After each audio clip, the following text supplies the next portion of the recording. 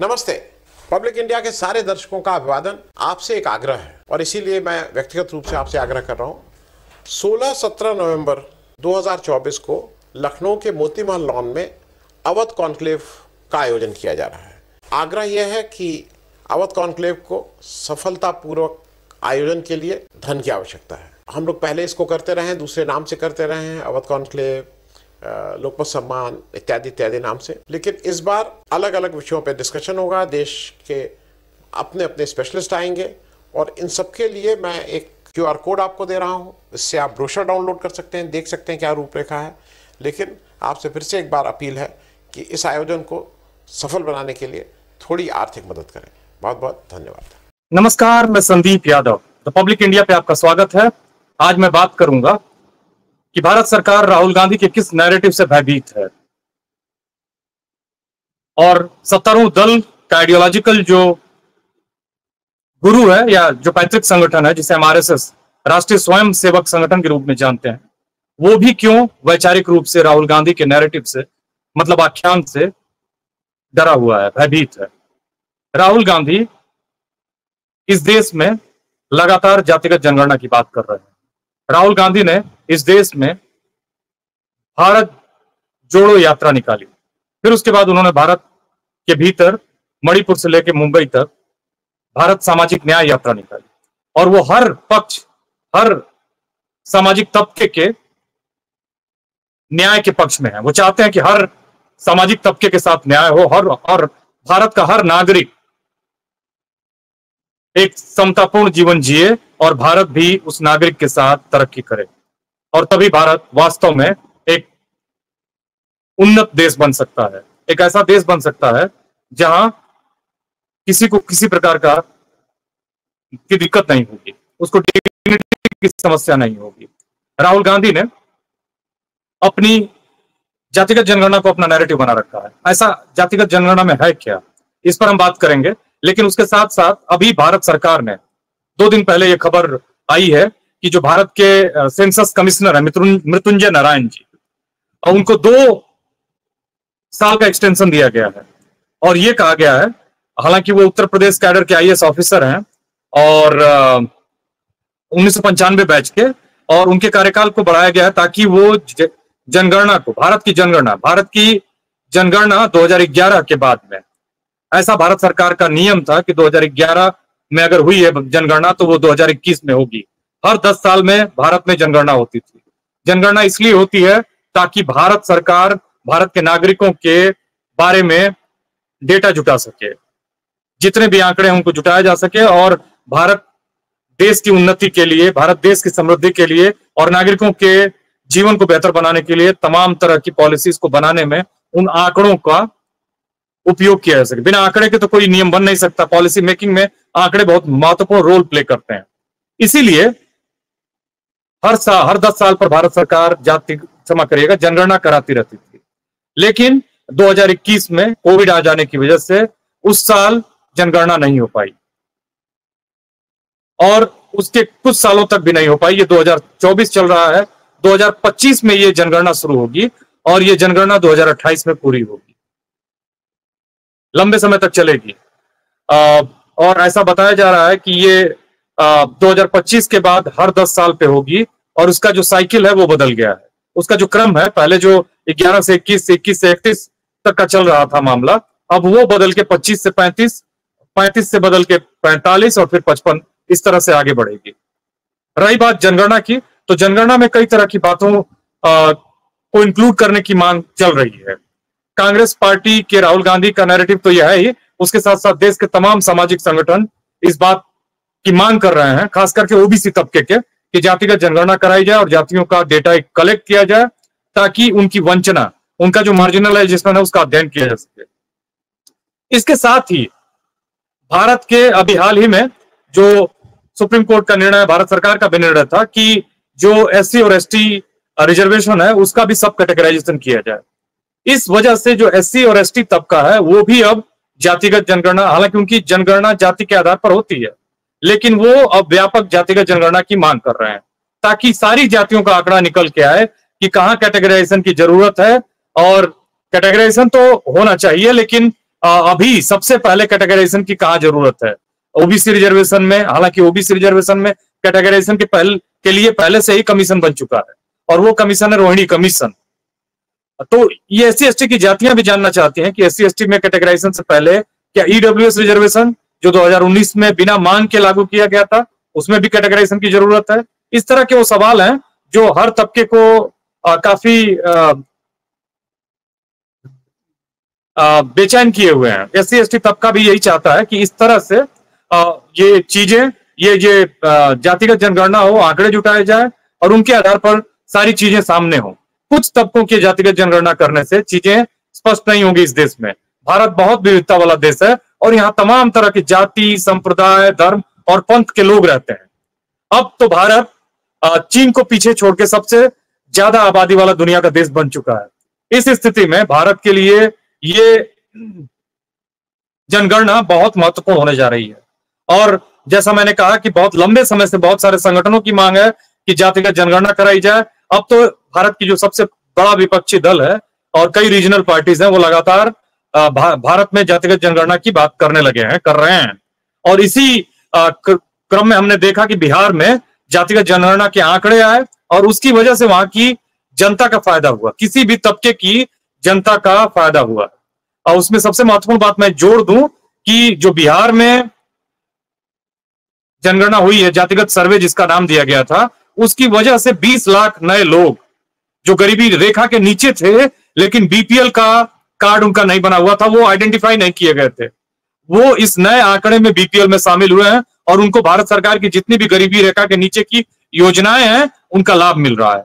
अगर यही जातिगत सर्वे नहीं होता तो वो 20 लाख लोग नहीं आइडेंटिफाई होते, और नहीं होते तो ये फिर उनको इन योजनाओं का लाभ नहीं मिलता।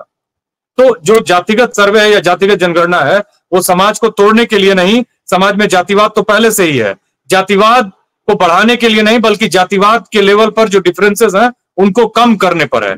अगर लोगों के जीवन में समृद्धि होगी तो जातिवाद खत्म होगा, ना कि बढ़ेगा। अगर खास करके जो वंचित जातियां हैं वो समृद्ध होंगी तो जातिगत जो डिस्क्रिमिनेशन है वो लगातार कम होंगे। आपने देखा होगा, हमने भी देखा है कि जिन ओबीसी और दलित जातियों में इंपावरमेंट हो गया है, खास करके फाइनेंशियल इंपावरमेंट हो गया है, उनके साथ जातिगत भेदभाव एकदम बंद हो गया है। या उन परिवारों के साथ जो तथाकथित निचली जातियों से आते हैं लेकिन वो आर्थिक रूप से बहुत ही सशक्त हो गए हैं, उनके परिवारों के साथ छुआछूत का भेदभाव, उत्पीड़न का भेदभाव नहीं होता है। तो ये जो जातिगत जनगणना है वो कई रास्ते खोलेगी। बिहार ने उसका उदाहरण प्रस्तुत किया है। और जब ये जातिगत जनगणना हुई थी उस समय कांग्रेस, आरजेडी और जेडीयू की सरकार थी बिहार में, और इन तीनों पार्टियों ने जातिगत सर्वे कराकर दिखा दिया। हालांकि उस समय बहुत मुश्किलें पैदा की गई कि ताकि ये जातिगत जनगणना ना हो पाए। बीजेपी उसका विरोध करती रही, लेकिन जो जातिगत सर्वे के रिजल्ट आ गए बिहार में, उसकी वाहवाही होने लगी, तो बीजेपी की जो लोकल लीडरशिप थी बिहार की, वो कहने लगी कि हम भी इसकी मांग कर रहे थे। ये बीजेपी के लोगों की चाल और चरित्र का नमूना है, का उदाहरण है। जातिगत जनगणना कि राहुल गांधी इतनी मुखर होकर बात क्यों कर रहे हैं? इसलिए बात कर रहे हैं क्योंकि उनको ये बात समझ में आ चुकी है कि भारत में जाति एक बहुत बड़ी सच्चाई है। और पार्लियामेंट में जब उनकी जाति पूछी गई, उनकी जाति को लेकर मजाक उड़ाया अनुराग ठाकुर ने, तो देश भी कहीं ना कहीं आहत महसूस कर रहा था, क्योंकि जाति एक ऐसी चीज है, एक ऐसी आइडेंटिटी है जिसको लेकर लोगों को नीचा दिखाया जाता है, लोगों को मजाक बनाया जाता है।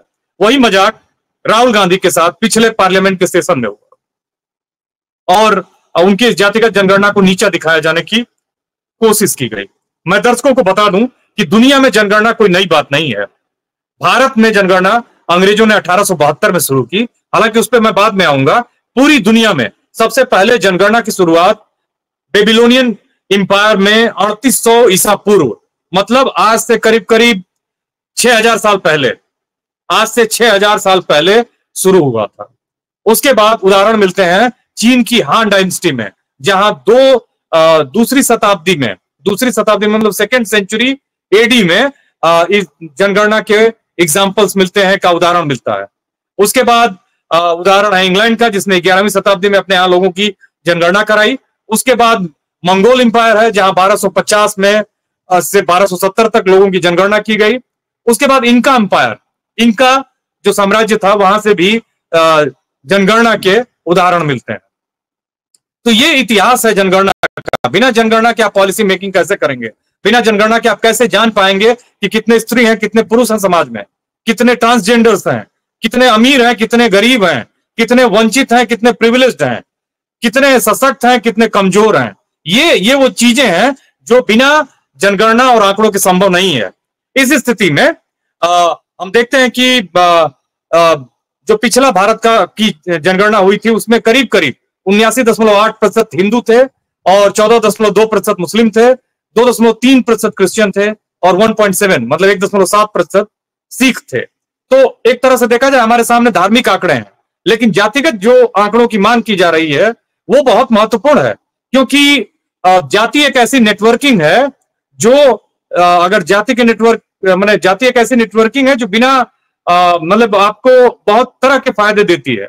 इसीलिए राम मनोहर लोहिया जो एक महान चिंतक थे, उन्होंने कहा था कि जाति एक ऐसी इंश्योरेंस पॉलिसी की तरह है जो बिना प्रीमियम के रिटर्न देती है, जहां आपको कोई इन्वेस्टमेंट नहीं करना है, लेकिन अगर आपकी जाति का नेटवर्क मजबूत है तो आपको तमाम तरह के फायदे मिलेंगे।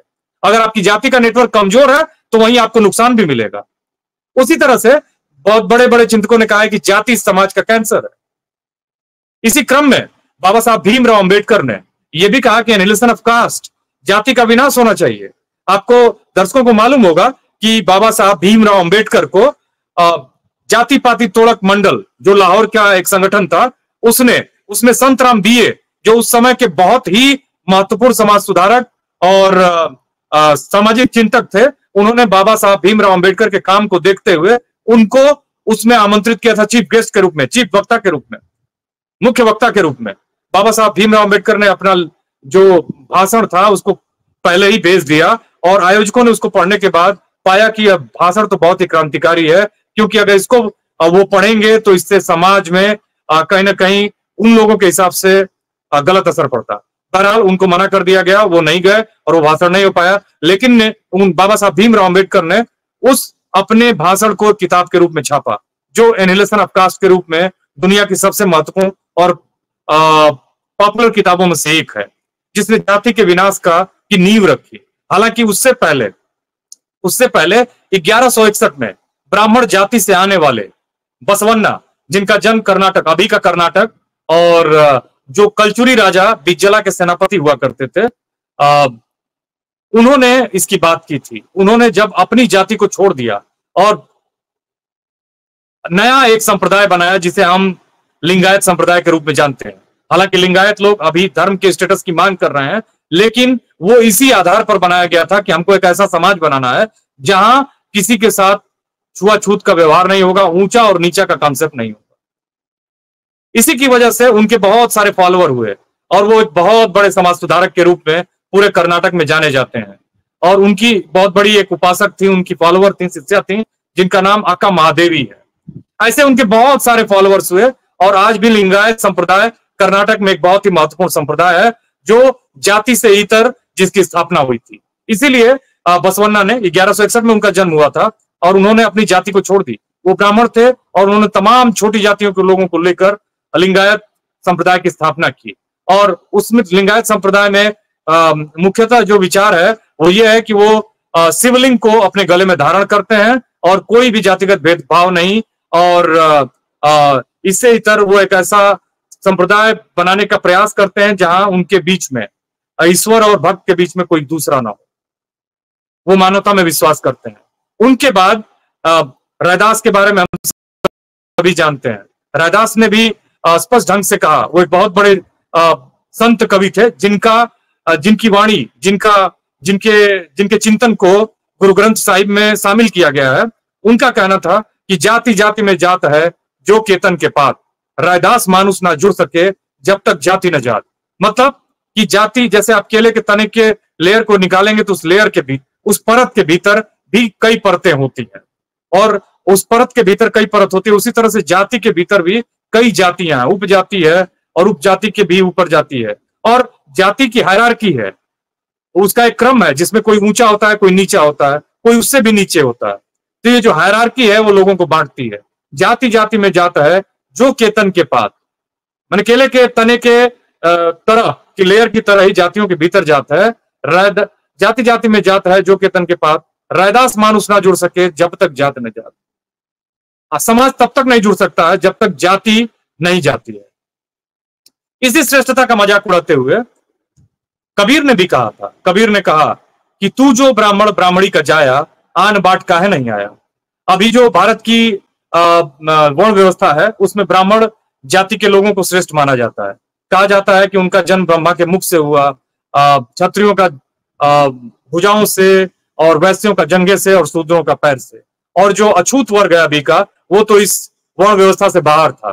तो कबीर भी कहते हैं कि तू जो ब्राह्मण ब्राह्मणी का जाया, मतलब तुम जो कहते हो कि तुम मतलब ब्राह्मण जाति में तुम्हारा जन्म हुआ और तुम श्रेष्ठ हो, तुम मुझे बताओ कि तुम कहीं और से पैदा हुए हो जहां से दूसरे मनुष्य पैदा होते हैं। सभी तो अपनी माँ की योनि से ही उनका जन्म होता है, तो तुम श्रेष्ठ कैसे हुए। और माँ की योनि से जन्म लेने का मतलब है कि समाज में जो ब्राह्मणवादी व्यवस्था है, जो व्यवस्था है वर्ण व्यवस्था, उसमें सारी महिलाओं को शूद्र माना जाता है। तो जब महिलाएं शूद्र हुई तो उनके तन से जन्म लेने वाला बच्चा कैसे श्रेष्ठ हुआ और निम्न हुआ। ये वो सवाल है जो कबीर करते हैं। ऐसे तमाम चिंतक हुए, चाहे वो नामदेव थे, चाहे वो तुकाराम थे, चाहे वो तमिलनाडु के थिरुवल्लुवर थे, या फिर कर्नाटक के कनक दास थे, चाहे वो आंध्रा के गुर्रम जोशुआ थे, वो तो अभी के आधुनिक कवि हैं, लेकिन उससे पहले आदि कवि नन्नैया जो तेलुगु साहित्य के एक बहुत बड़े कवि थे। ऐसे तमाम चिंतक हैं, चाहे वो तमिलनाडु से कोई हो, चाहे वो बंगाल से हो। ऐसे तमाम समाज सुधारक और संत कवि रहे जिन्होंने इस व्यवस्था के ऊपर चोट की, सवाल किया, और इस सवाल का जवाब उनका बस एक जगह मिला, वो था मानवतावाद में। वो था सह अस्तित्व के साथ जीने में, समता के भाव के साथ जीने में, न कि श्रेष्ठता के भाव के साथ जीने में। अब मैं जातिगत जनगणना की इस नैरेटिव पर वापस लौटता हूं। ये तो एक दार्शनिक पृष्ठभूमि हो गई, लेकिन सबसे महत्वपूर्ण बात यह है कि 1872 में अंग्रेजों ने जातिगत जनगणना की शुरुआत की भारत में, और उन्होंने हर जातियों का आंकड़ा इकट्ठा करना शुरू किया। हालांकि 1872 की जो जातिगत जनगणना या जनगणना थी वो उतनी ठीक ढंग से नहीं हो पाई, इसलिए उन्होंने दोबारा उसको 1881 में किया, और 1881 से लेके 1941 तक वो एकदम सफलतापूर्वक ढंग से करते रहे इस जातिगत जनगणना को, और उनके पास वो सारे आंकड़े थे। हालांकि 1 सितंबर 1939 को द्वितीय विश्व युद्ध शुरू हो गया, और उस विश्व युद्ध में दुनिया की सारी महत्वपूर्ण ताकतें शामिल हो गई। अंग्रेज भी शामिल थे, अंग्रेजों के ऊपर जर्मनी ने आक्रमण किया था, अंग्रेज तो उसमें सामने थे जर्मनी के, और उस युद्ध में अंग्रेज तबाह हो गए। और उन्होंने जो 1941 का जातिगत जनगणना का आंकड़ा इकट्ठा किया था वो उसको रिलीज नहीं कर पाए, और उसके बाद भारत आजाद हो गया। हालांकि द्वितीय विश्व युद्ध अगस्त 1945 में समाप्त हुआ, और भारत 1947 जुलाई 1947 में आजाद हुआ, और अंग्रेज 1941 के जातिगत जनगणना के आंकड़े को रिलीज नहीं कर पाए। इसीलिए भारत सरकार अभी भी जो वंचितों के उत्थान की योजनाएं बनाती है, खास करके ओबीसी की, वो अभी भी 1931 के आंकड़ों का रेफरेंस लेती है। उसके पास कोई नया आंकड़ा नहीं है। भारत की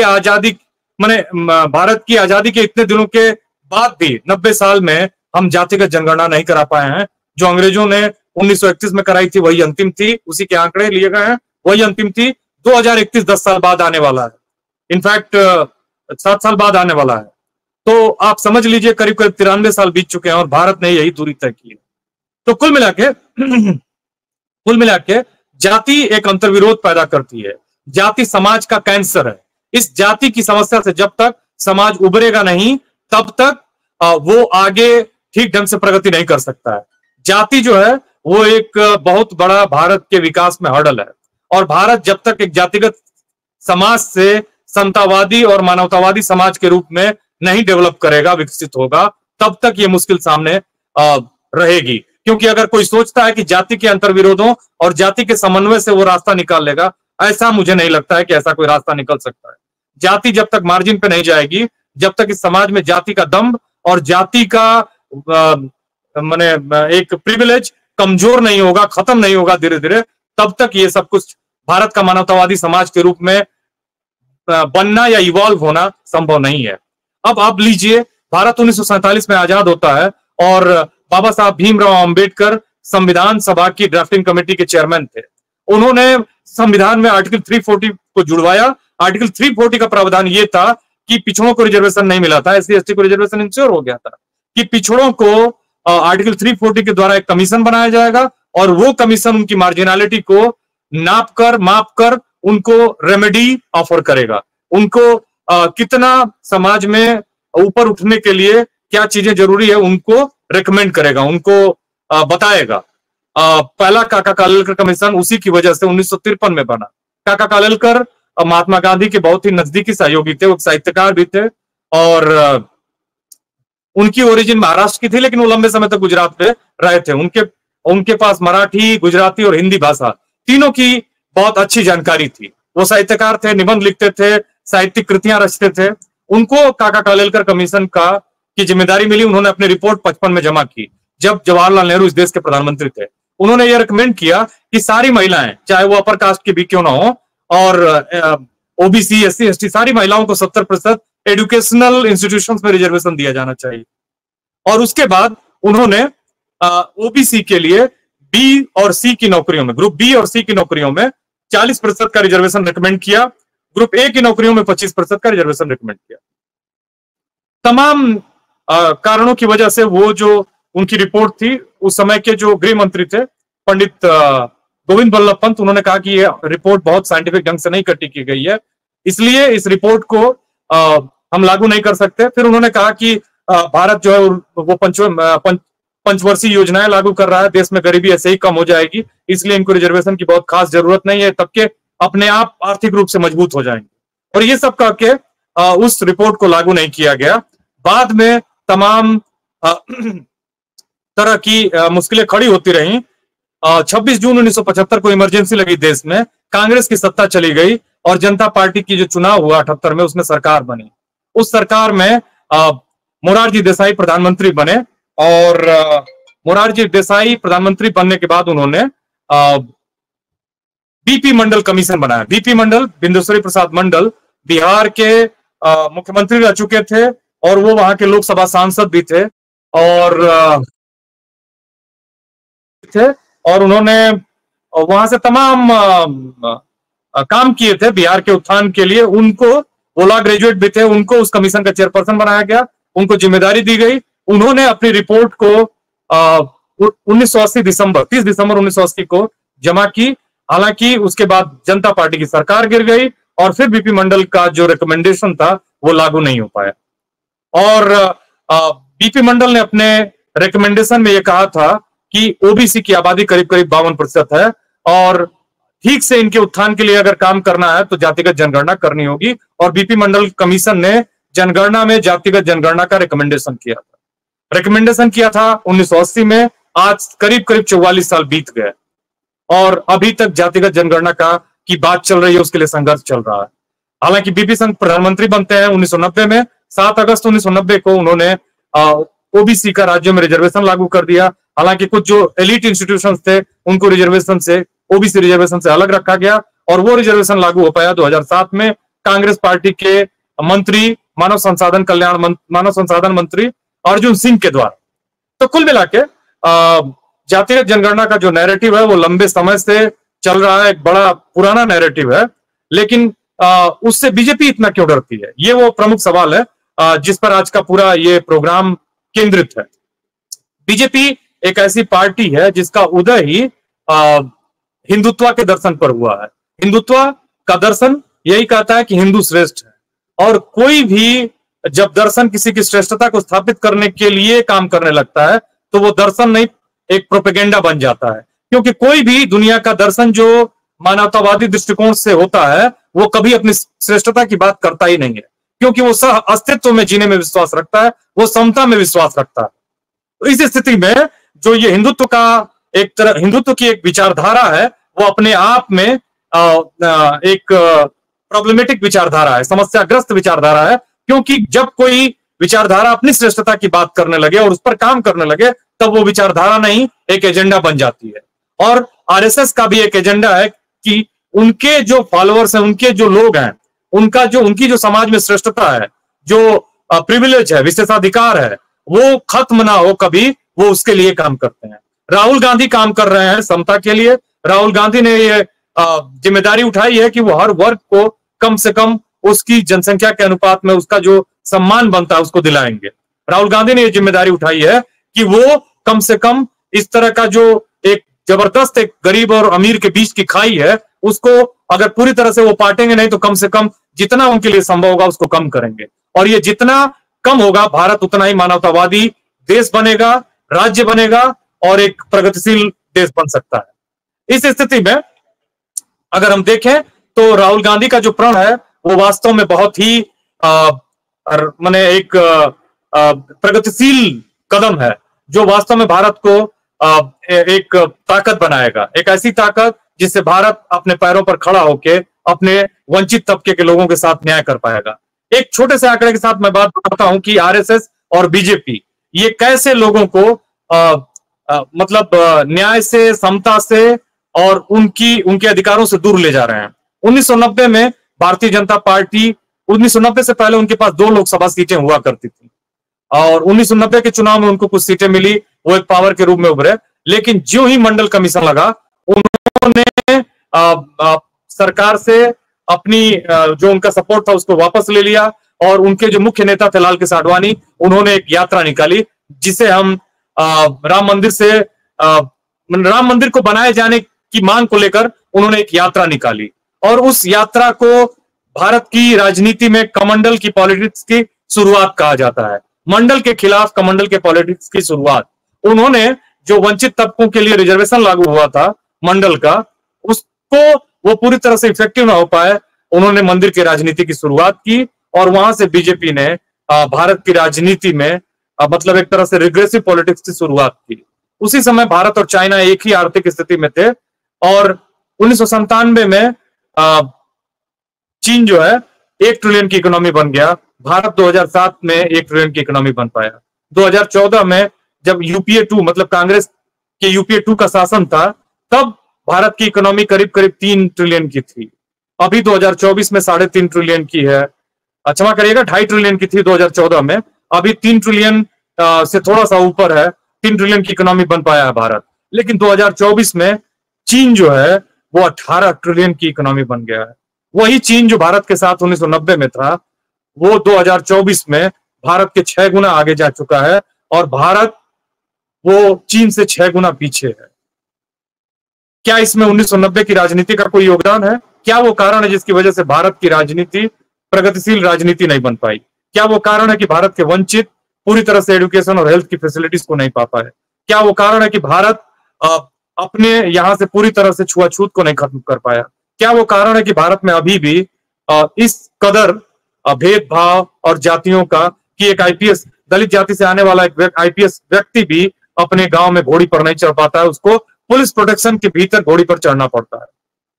हालांकि आज चीन में जो कहा जाता है कि 7 मिलियन केवल गरीब बचे हैं और जबकि भारत में करीब करीब 80 करोड़ लोग हैं जो 5 किलो अनाज ले रहे हैं और $4 से कम पे उनका जो दैनिक जीवन है वो जी रहे हैं। और चीन कहता है कि उसके यहाँ 7 मिलियन मतलब 70 लाख, केवल 70 लाख लोग गरीब बचे हैं। हालांकि उनका जो गरीबी का पैरामीटर है वो पूरी तरह से अलग है। हमारे भारत के गरीब तो यहाँ दिल्ली के कश्मीरी गेट में डिवाइडर पर सोते हैं, लेकिन चीन में ऐसा नहीं है। उनके पास मिनिमम कुछ चीजें हैं और अगर वो कुछ चीजें नहीं है तब उनको गरीब गिना जाता है। मतलब भारत के गरीब चीन के गरीबों से भी महा गरीब हैं। तो हमको कैसे हम इस दिशा में बढ़ सकते हैं जहां हम इस गरीबी को खत्म कर सकें, इस विभाजन को खत्म कर सकें? राहुल गांधी ने एक रास्ता बताया है कि वो रास्ता है जातिगत जनगणना का, जहां इंश्योर किया जाएगा कि हर वो तबका जिसको कोई भी उसके मतलब उसके उत्थान का कोई अगर कोई योजना नहीं बन पाई है तो सरकार उसके लिए काम करेगी और उसको मेन स्ट्रीम समाज में, मुख्य धारा के समाज में लाएगी। तो यही वो नैरेटिव है कास्ट सेंसस का और उनकी जाति उत्पीड़न से मुक्ति का, जिसकी वजह से आरएसएस और बीजेपी राहुल गांधी से डरे हुए हैं। वो नहीं चाहते हैं कि राहुल गांधी इस नैरेटिव पर लंबे समय तक और ईमानदारी से काम करें। वो चाहते हैं कि उनकी जो श्रेष्ठता है सामाजिक और उनका जो प्रिविलेज है, विशेषाधिकार जो है समाज में, वो बना रहे, वो ना टूटे और उसके लिए वो कुछ भी करने को तैयार है। वो हिंदू की तो बात करते हैं लेकिन हिंदुओं के बीच के भीतर की भी के मतभेदों पर काम नहीं करते हैं। वो ये नहीं बताते हैं कि कोई ओबीसी हिंदू क्यों है, कोई कमतर हिंदू क्यों है, कोई गरीब हिंदू क्यों है, कोई बेरोजगार हिंदू क्यों है। और अपने लड़कों को तो वो विदेशों में पढ़ने को भेजते हैं, वो अमेरिका भेजते हैं और कनाडा भेजते हैं, ऑस्ट्रेलिया भेजते हैं, इंग्लैंड भेजते हैं, लेकिन दूसरे को बच्चों को कहते हैं कि तुम भारत के स्वाभिमान की रक्षा करो, भारत की रक्षा करो। और वो भारत से माने भारत के बाहर के देशों से जो शत्रु देश हैं उनसे बड़ी बड़ी चीजों को आयात करते हैं, लेकिन चीन के झालर का विरोध करते हैं। चीन से भारत कच्ची माने दवाइयों का कच्चा माल बहुत बड़ी मतलब प्रतिशत में आयात करता है। जो फोन है वो 85% चीन के भारत में लोग माने चीन के फोन भारत में लोग यूज करते हैं, जबकि भारत सरकार कहती है कि चीन के झालर का विरोध करो। तो ये स्थिति है कि भारत अपनी एक कंपनी नहीं बना पाया है जिससे वो खुद भारत में फोन बना सके और भारत के लोगों की जो डिमांड है उसको पूरा कर सके। ये वो चीजें हैं, जब तक सामाजिक न्याय नहीं हो पाएगा, जब तक इस तरह से वंचितों के साथ न्याय नहीं हो पाएगा, जब तक भारत की एक बड़ी आबादी वंचित रहेगी सारे रिसोर्सेज से, स्वास्थ्य से, शिक्षा से और मिनिमम रिसोर्सेज से, तब तक भारत प्रगति नहीं कर पाएगा और सही मायनों में विश्व गुरु नहीं बन पाएगा। लेकिन राहुल गांधी अपने नैरेटिव पर प्रतिबद्ध है और इसकी वजह से आरएसएस और बीजेपी उनसे भयभीत है, डरी हुई है और वो नहीं चाहती है कि भारत में समता स्थापित हो। आप सभी का बहुत बहुत धन्यवाद। नमस्कार। नमस्ते। पब्लिक इंडिया के सारे दर्शकों का अभिवादन। आपसे एक आग्रह है और इसीलिए मैं व्यक्तिगत रूप से आपसे आग्रह कर रहा हूँ। 16-17 नवंबर 2024 को लखनऊ के मोती महल लॉन में अवध कॉन्क्लेव का आयोजन किया जा रहा है। आग्रह यह है कि अवध कॉन्क्लेव को सफलतापूर्वक आयोजन के लिए धन की आवश्यकता है। हम लोग पहले इसको करते रहे हैं, दूसरे नाम से करते रहे हैं, अवध कॉन्क्लेव, लोकमत सम्मान इत्यादि इत्यादि नाम से, लेकिन इस बार अलग अलग विषयों पर डिस्कशन होगा। देश के अपने अपने स्पेशलिस्ट आएंगे और इन सबके लिए मैं एक QR कोड आपको दे रहा हूँ। इससे आप ब्रोशर डाउनलोड कर सकते हैं, देख सकते हैं क्या रूपरेखा है। लेकिन आपसे फिर से एक बार अपील है कि इस आयोजन को सफल बनाने के लिए थोड़ी आर्थिक मदद करें। बहुत बहुत धन्यवाद।